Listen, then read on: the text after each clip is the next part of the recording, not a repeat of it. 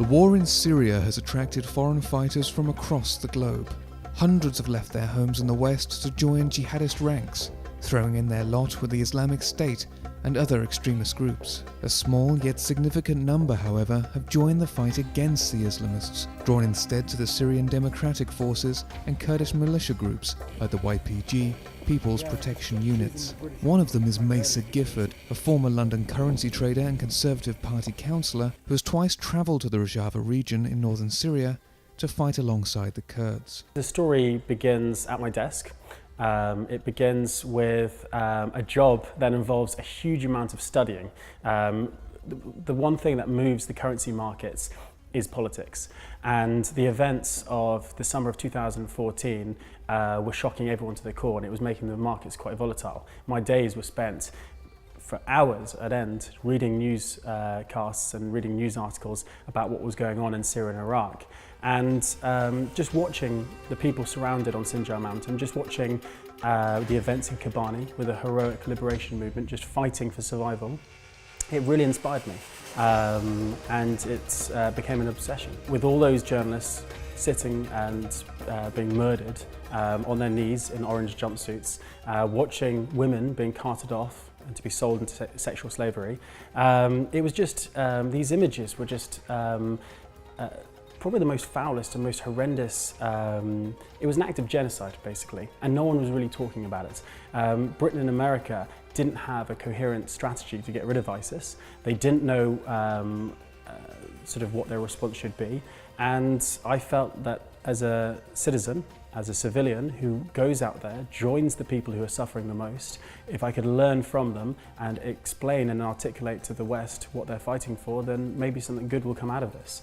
Although Mesa says he discourages other Westerners following in his footsteps, those like Ryan Locke, the third British volunteer killed fighting alongside the YPG, he insists they are fighting a moral cause. I saw the movement there as a fight between good and evil, between democracy and fascism, very much like the Civil War in Spain in the 1930s. So I wanted to go out and actually join them. So I made contact with the YPG on Facebook.